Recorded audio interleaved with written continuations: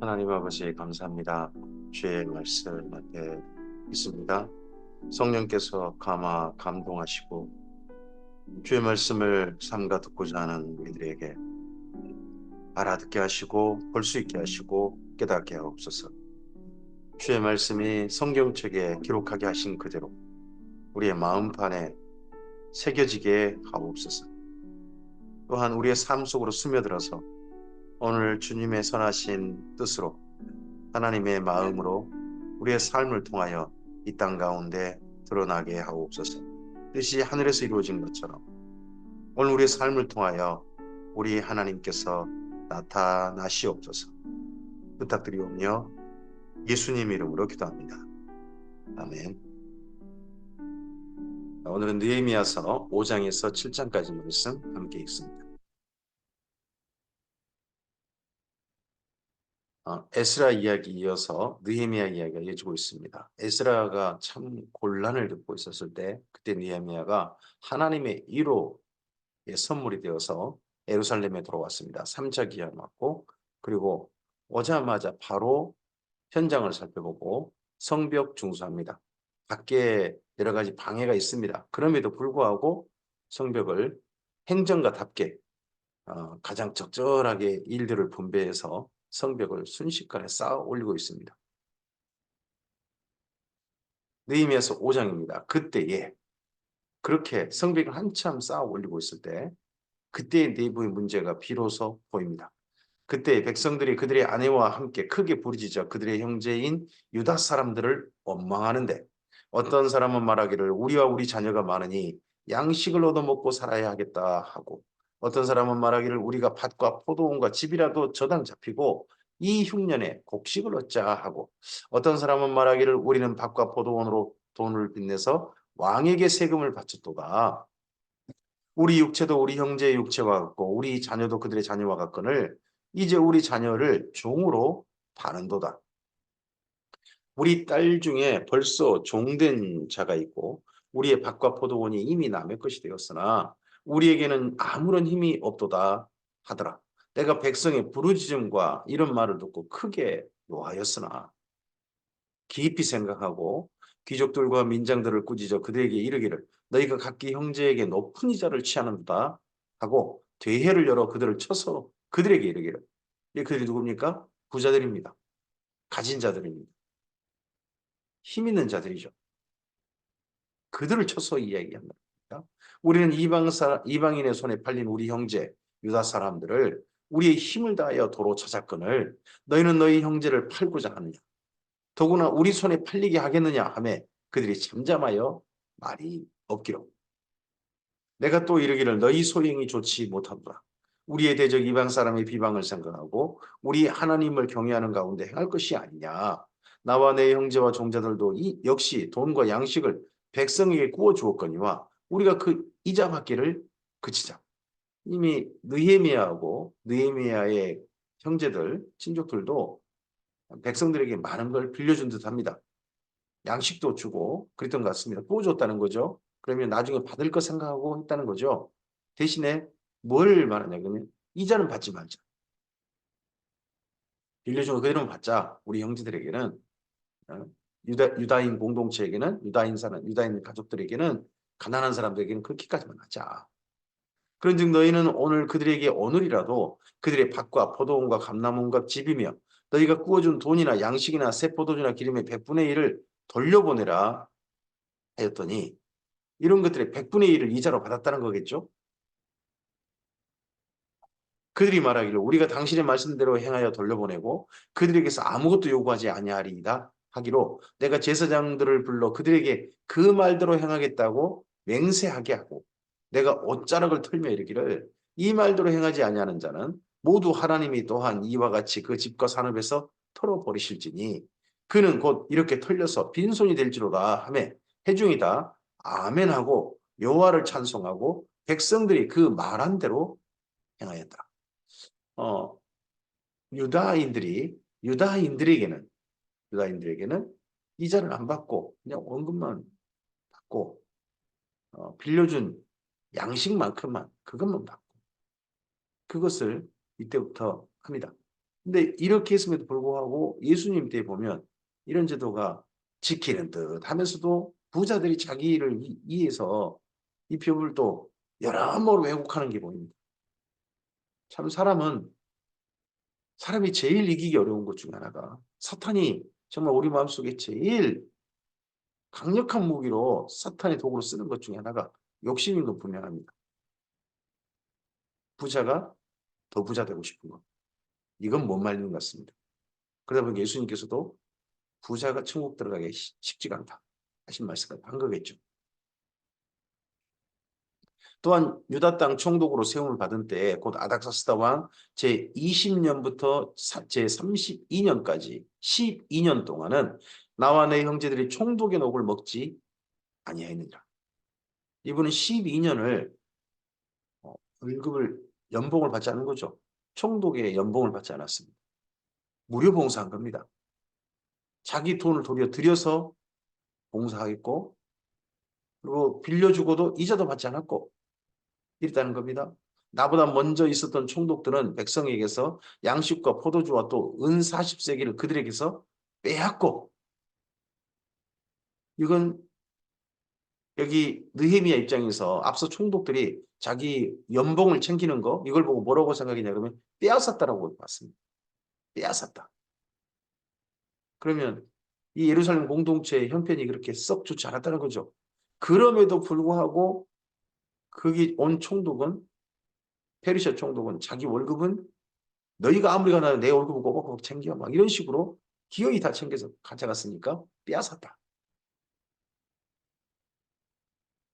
또한 그들의 종자들도 백성을 압제하였으나 나는 하나님을 경외함으로 이같이 행하지 아니하고 도리어 이 성벽 공사를에 힘을 다하여 땅을 사지 아니하였고 내 모든 종자들도 모여서 일을 하였습니다. 자기 재산 증식하지 않았다는 거죠. 따로 챙기지 않았다는 거죠. 그리고 이런 일 할 때 땅 사놓으면 그것도 돈이 되겠죠. 총독 때 땅 따로 사지 않았다. 제발 우리나라 지도자들도 국가의 어떤 고급 정보들 이용해 가지고 부동산 이용해 가지고 자기 돈 더 늘리려는 증식하려는 그런 행동들 좀 안 했으면 좋겠습니다. 여기 느헤미야 정말 존경스럽지 않습니까? 또 내상에는 유다 사람들과 민장들 150명이 있고 그 외에도 우리 주위에 있는 이방 족속들 중에서 우리에게 나온 자들이 있었는데 매일 나를 위하여 소 한 마리와 살진 양 6마리를 준비하며 닭도 많이 준비하고 열흘에 한 번씩은 각종 포도주를 갖추었나니 비록 이같이 하였을지라도 내가 총독의 녹을 요구하지 아니하였음은 이 백성의 부역이 중함이었더라. 백성의 부역은 중하고 그리고 가난한 사람들은 많고 이러니까 느헤미야가 12년을 전혀 자기 연봉을 안 받은 거죠. 도리어 자기 재산을 내놔가지고 먹여 살린 거죠. 이건 두 가지가 가능해한다고 봅니다. 하나는 이만큼 느헤미야가 이스라엘 민족을 사랑한 겁니다. 자기를 희생한 거죠. 근데 하나 더 있다고 봅니다. 그만큼 부자인 겁니다. 12년을 갖다가 이렇게 할 수 있을 정도 부자여야 됩니다. 느헤미야는 정말 큰 부자였던 것 같습니다. 부자가 천국 들어가기 어려운 거지 못 들어가는 건 아닙니다. 느헤미야가 보이지 않습니까? 내 하나님이여 내가 이 백성을 위하여 이렇게 행한 모든 일을 기억하사 내게 은혜를 베푸시옵소서. 예, 이런 일을 했던 일을 추억하고서 정리하고서 하나님께 말씀드립니다. 이 하나님께서 자기에게 은혜 베풀어 주시길. 우리도 우리 삶에서 성실을 다해서 하나님 뜻을 받들어서 삶을 살고서 하나님께 칭찬받기 원하는 거 이거 나쁜 거 아니라고 저는 생각합니다. 당연히 자녀라면 부모님께 칭찬받는 거 즐거운 거 아닙니까? 어깨가 으쓱하고 그러는 거 아니겠습니까?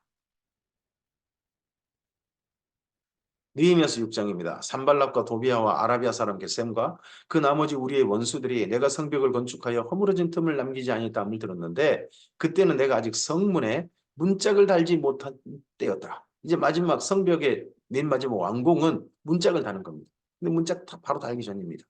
그때는 내가 아직 산발락과 게셈이 내게 사람을 보내어 이르기를 오라 우리가 언어평지 한촌에서 서로 만나자니 실상은 나를 해하고자 하며다.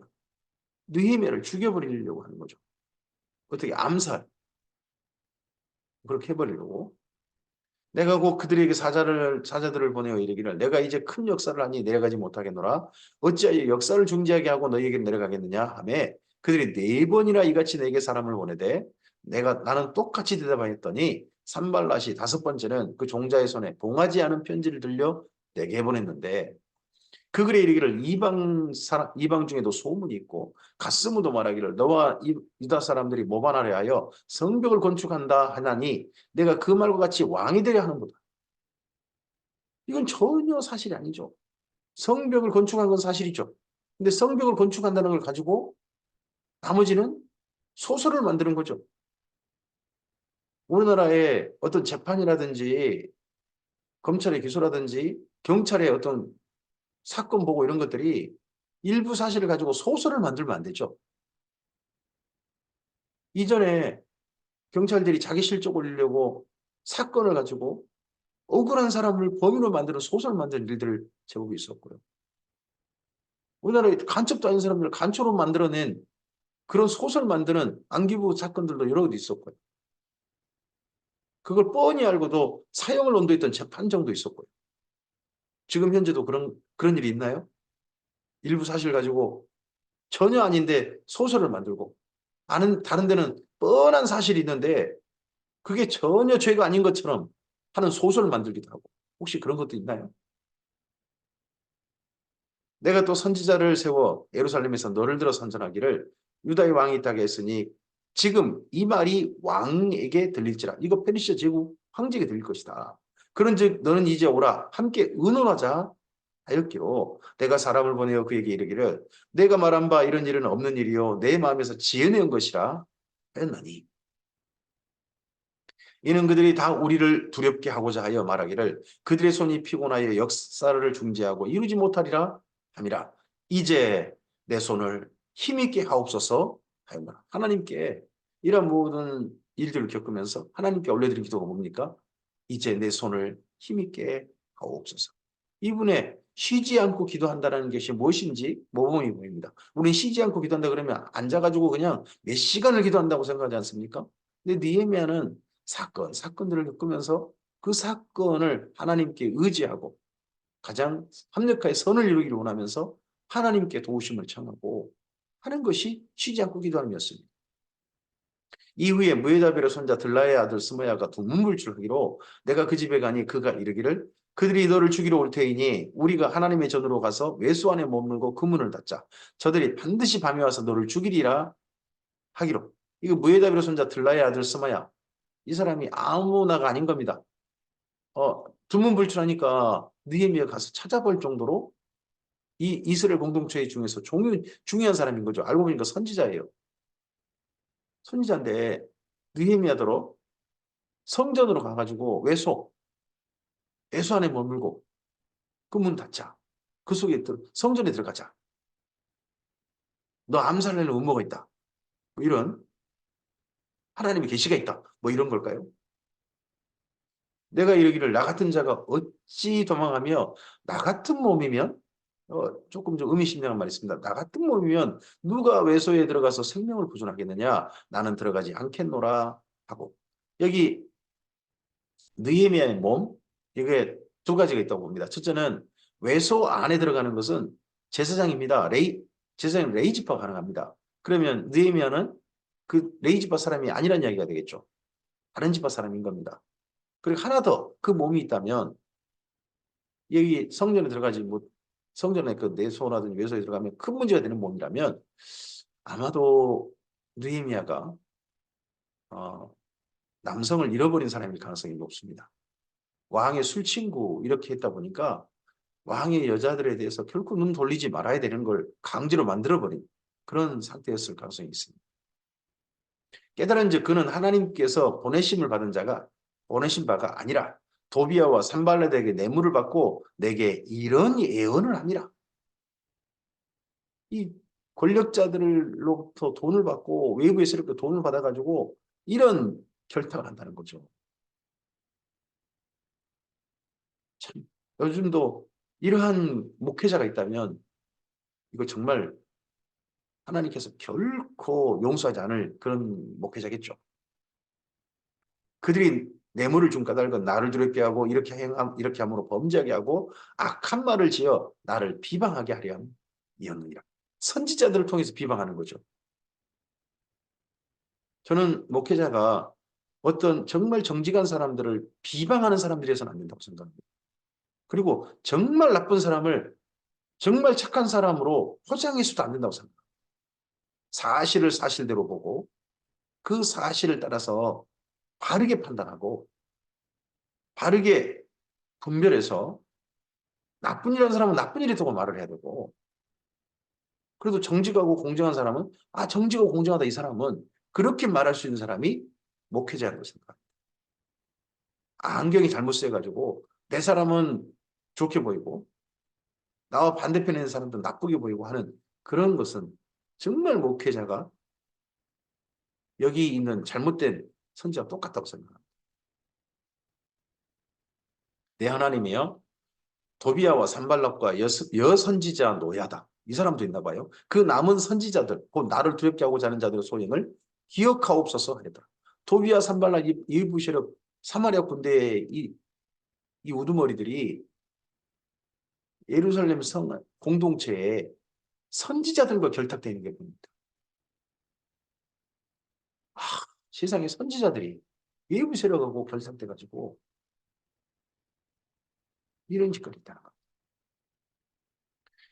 성벽 역사, 그럼에도 불구하고 성벽 역사가 52일 만인 52일 만인 엘루월 25일에 끝납니다.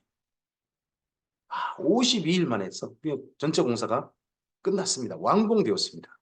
우리의 모든 대적과 주위에 있는 이방 족속들이 이를 듣고 다 두려워하여 크게 낙담하였으니 그들이 우리 하나님께서 이 역사를 이루신 것을 알며 순식간에 이 일들이 이루고 이건 신이 아니면 신이 안 도우면 하나님이 안 도우면 이건 있을 수 없는 일이다 하는 그런 주변 세력도 인정한다는 거죠.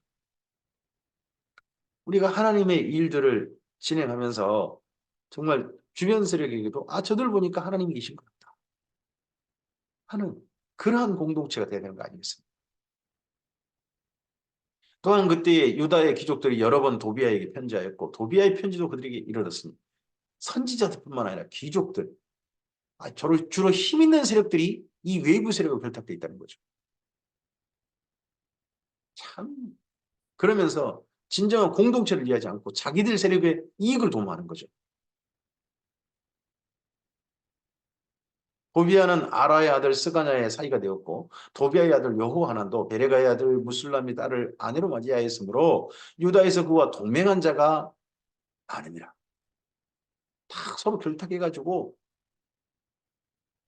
그쪽에 통해서 이익을 챙기는 자기 힘을 보존하는 그 사람들 많았다는 거죠. 그들이 도비아의 선행을 내 앞에 말하고 도비아가 얼마나 착한 사람이 좋은 사람이지 않느냐. 도비아가 지금 예루살렘 공동체를 헤아리는 사람인데 느헤미야의 일을 방해하는 사람인데 선행이다 착했다. 또 내 말도 그에게 전하며 도비아가 내게 편지하여 나를 두렵게 하고자 하였느니라. 느헤미야서 7장입니다. 성벽이 건축됨에 문짝을 달고 문지기와 노래하는 자들과 레위 사람들을 세운 후에 내 아우 하나니와 영문의 관원 하나냐가 함께 예루살렘을 다스리게 하였는데 하나냐는 자기 아우는 말하지 않습니다. 하나냐는 충성스러운 사람이요 하나님을 경외함이 무리 중에서 뛰어난 자라. 내가 그들에게 이르기를 해가 높이 뜨기 전에는 예루살렘 성문을 열지 말고 아직 파수할 때 곧 문을 닫고 빗장을 지르며 또 예루살렘 주민이 각각 자기가 지키는 곳에서 파수하되 자기 집 맞은편을 지키게 하라 하였노니 그 성읍은 광대하고 그 주민은 적으며 가옥은 미처 건축하지 못하였습니다. 지금 성벽은 지었지만 그 안에 예루살렘 주민들의 집들도 허물어져 버린 것 같습니다. 집들도 미처 건축되지 못하고 이제 성벽 쌓은 겁니다. 그럼 안에서 예루살렘의 성 안에 살 사람들 집들도 지어야 되는. 예루살렘이 어느 정도까지 힘들게 됐는가 하는 게 보이죠. 이런 일들이 전체입니다. 이때 이 모든 것들을 느헤미야가 이렇게 해가는 걸 보면서 에스라가 정말 기뻐했을 것 같습니다. 정말 흐뭇했을 것 같습니다. 그러면서 미안했을 겁니다. 이런 좋은 인재가 페르시아 제국에서 잘 나가야 됩니다. 여기 와서 나를 돕보자고 하고 공동체에 이어서 온 거 보니 참 미안하기도 하고 그러면서 참 고맙게 느꼈어요. 위로를 느꼈을 사람이 에스라가 아닐까 싶습니다. 내 하나님이 내 마음을 감동하사 귀족들과 민장들과 백성을 모아 그 계보대로 등록하게 하심으로 내가 처음으로 돌아온 자의 계보를 얻었는데 거기에 기록된 것을 보면 이때 전체를 이제 정돈하고 안에 이제 집도 짓게 하고 그리고 백성들의 인구 조사를 한 거죠. 총독이니까 인구 조사를 해야 되고요.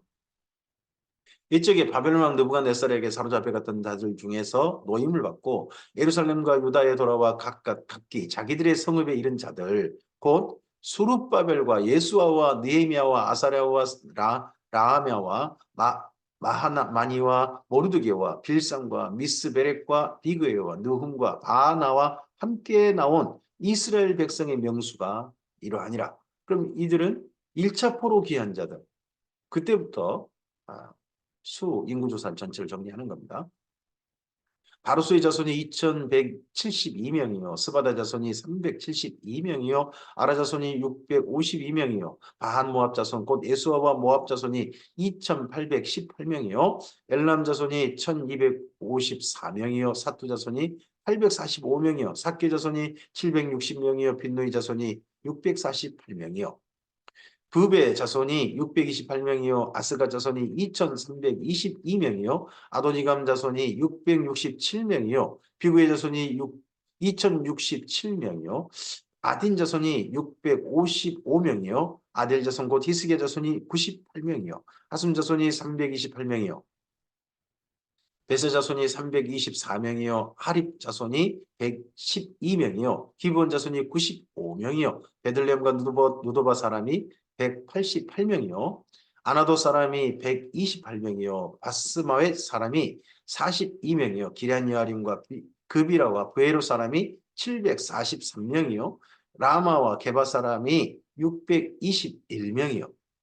믹마스 사람이 122명이요. 베델과 아이 사람이 123명이요. 기타 느보 사람이 52명이요. 기타 엘람 자손이 1254명이요. 하림 자손이 320명이요. 여리고 자손이 345명이요. 로드와 하딕과 오노 자손이 721명이요. 스나 자손이 3930명이었느니라. 제사장은 이제 일반 사람들 말하고 아마도 일반 사람들 속에서는 그 이스라엘 민족의 족보가 아닌 사람들, 족보가 아니듯 한기는 사람들도 있을 가능성이 있어 보입니다. 앞서서 그 에스라서의 기록은 그러합니다. 제사장은 예수와의 집 여다의 자손이 973명이요. 인밀 자손이 1052명이요. 바스훌 자손이 1247명이요. 하림 자손이 1017명이었느니라. 레이 자손은 호두의 자손 곧 예수아와 감미의 자손이 74명이요. 노래하는 자들은 아삽 자손이 148명이요. 문제기들은 살룸 자손과 아델 자손과 달문 자손과 아굽 자손과 하이다 자손과 소베 자손이 모두 138명이었느니라.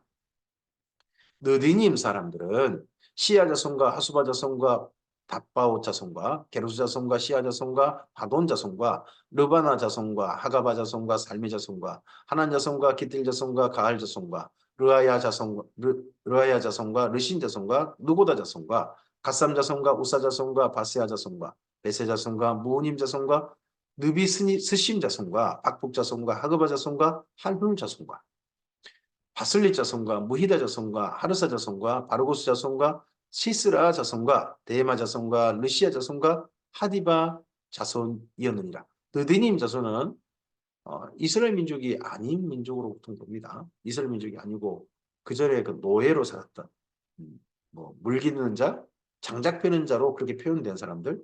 그러니까 가나안 7종족 중에 살아서 이스라엘 민족 속에서 하층민으로 살았던 사람들, 그런 사람들로 보입니다.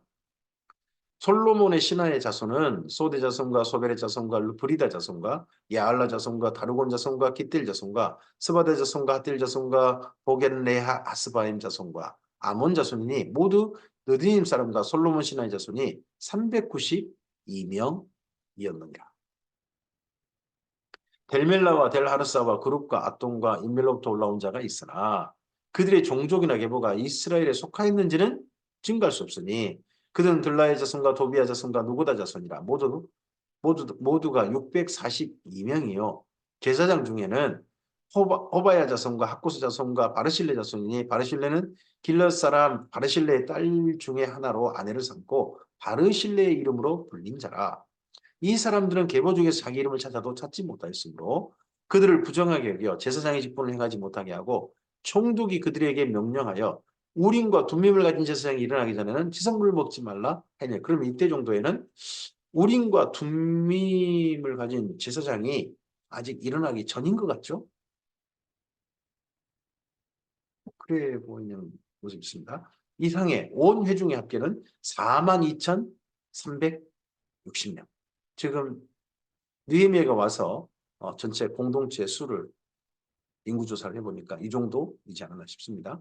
그의 노비가 7,337명이요. 그들에게 노래하는 남녀가 245명이 있었고 말이 736마리요. 노새가 245마리요. 낙타가 435마리요.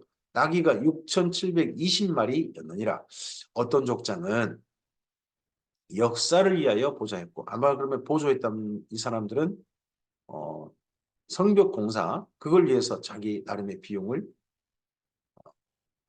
바친 사람들이 있었던 것 같죠. 그리고 총독은 금천 드라카마와 대접 50과 제사장 의복 530벌을 보물곡간에 드렸고 그럼 이 총독은 느헤미야겠죠. 다른 사람이 바쳤다면 이름을 바쳤을 것 같습니다. 총독들은 그런 것도 아니고 총독은 하는 걸 봐서는 느헤미야 것 같고 그리고 앞서 총독들은 백성들에게 녹은 다 빼앗고 하나님의 성전에 바친 건 없고 또 그런 사람들이었겠죠. 또 어떤 족장들은 금 2만 드라크마와 은 2,200만회를 역사곡간에 드렸고 여기 어떤 족장들이라고 그렇게만 표현해갖고 이름을 실명을 거론하지 않았나요? 그 나머지 백성은 금 2만 드라크마와 은 2천만회와 제사장의 의복 67벌을 드렸느니라. 이와 같이 제사장들과 레위 사람들과 문지기들과 노래하는 자들과 백성 몇 명과 느디닌 사람들과 온 이스라엘 자손이 다 자기들의 성읍에 거주하였느니라. 성벽을 완공하고 그리고 백성들도 이제 이스라엘 민족도 안정되게 자기 원래 살 곳에서 이제 평안한 삶을 살게 되었습니다. 이게 총독의 할 일이죠. 총독의 일을 잘 해낸 겁니다. 오늘 우리나라의 행정가들도 우리나라의 정치인들과 우리나라의 지도자들도 백성들이 자기 삶에 있어서 평안하게 살게 해주면 됩니다. 북한 때문에 두려워 떨거나 자꾸 불안해하게 만들면 안 되죠. 평안하게. 외적 때문에 또 외부의 세력들 때문에 불안하고 걱정되게 만들고 그러면 안 되죠. 하는 일이 자꾸 못 믿어서 걱정되게 만들면 안 되죠. 평안하게 살게 해줘야 됩니다. 여기 느헤미야가 바로 그랬습니다. 이러한 그 느헤미야 사역이 느헤미야 행정 총독로서 일이 우리나라 기독교 정치가들에게 모범이 되었으면 좋겠습니다. 오늘 여기까지입니다. 이렇게 안정되니까 안정시킨 이유가 뭡니까? 바로 에스라의 일을 돕고자 합니다. 에스라의 도움을 청함받고 온 거 아닙니까? 에스라가 하고 싶었던 일이 뭡니까? 하나님의 율법을 준행하고 율법을 가르치기를 결심했지 않습니까? 그 일을 이제 연구하고 준행하고 율법을 가르치는 이 일을 이제 에스라가 할 수 있도록 전체를 정리를 다 하고 준비시켜 준 겁니다. 그 다음 그래서 에스라의 사역이 이어질 것입니다. 오늘 우리의 사역도 우리에서 멈추는 게 아니라 하나님께서 정말 이 땅 가운데 나타나길 원하시는 사역을 위해서 준비하는 일일 수도 있습니다. 그 준비함이 선한 도구가 되어져서 잘 준비되어져서 정말 하나님의 일이 멋지게 꼽히도록 하는 것에 우리 삶이 쓰임받을 수도 있겠죠. 오늘 우리의 삶을 하나님께서 하나님의 선하신 손의 도구로 사용하기를 원합니다. 느헤미야처럼 우리가 행정은 아닐 수 있습니다. 하지만 하나님께서 우리의 삶의 자리에 우리에게 가장 아름다운 가장 선한 일을 맡기셨을 줄 믿습니다. 그 일들을 잘 해내므로 성령님의 도우심을 받아서 하나님을 사랑함으로 그 일들을 차근차근 하나씩 해감으로 주님의 선하신 뜻이 우리의 삶을 통해 나타나길 원하고 또한 그 다음 정말 해야 될 사역에 중요한 준비가 되어지는 그러한 우리의 삶이었으면 좋겠습니다. 하나님 안에서 모든 것이 합력하여 선을 이루게 되길 바랍니다. 좋은 하루 되시기 바랍니다. 감사합니다.